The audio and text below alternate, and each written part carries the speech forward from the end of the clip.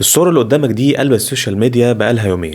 يا ترى ايه حكاية؟ الحكايه باختصار ان الكونجرس المكسيكي كان عامل مناقشه لدراسه الظواهر الغريبه اللي بتحصل في السماء وبيتم رصدها بقالها فتره، واللي هي الاطباق الطايره او اليو اي بي، وهل هي حقيقيه ولا لا. وده كان على غرار جلسات اتعملت للكونجرس الامريكي من فتره، وكانت قلب الدنيا برضه. اللي حصل في الجلسه دي ان كان في صحفي اسمه جيمي موسان بيتم استجوابه عشان حسب ادعائه ان عنده اكتشافات جديده عايز يعرضها عليهم. حسب كلام عم جيمي ده ان دول جثتين متحجرتين، وانه لقاهم في 2017 في دوله بيرو في منطقه نزاك، وانهم مش بينتموا للجنس البشري، وان التحليلات اللي اتعملت عليهم بترجع تاريخهم ل 1000 سنه في الماضي، وان الدي ان ايه بتاعهم بيختلف عن اي حاجه في الكوكب ده بنسبه 30%. يعني من الاخر كده كائنات فضائيه. حلو لحد كده؟ لا مش حلو، عشان المعمل اللي عمل تحاليل الدي ان ايه دي واللي هو استعان بيه في الجلسه بتاعته معمل تابع لجامعه المكسيك المستقله. المعمل ده انكر كل الكلام اللي هو قاله، وقال لك احنا لا خدنا عينات ولا عملنا دي ان ايه، وما نعرفش الراجل ده جاب الكلام ده منين اصلا. المهم فضلوا يسالوا عمك جيمي ده مين يا عم الحاج مصدرك، طب انت وصلت للحاجات دي ازاي، طب مين اللي ساعدك. رفض يجاوب على كل الاسئله دي. اللي يهمنا في الموضوع بقى ان جيمي موسان ده الف وزور قصص كتير قبل كده، يعني من الاخر سمعته سابقاه، عشان كده ما ينفعش ناخد كلامه ده محل ثقه ونبدا نروج لكلامه ده على انه حقيقه وبس كده. لو عجبك الفيديو ما تنساش اللايك والفولو.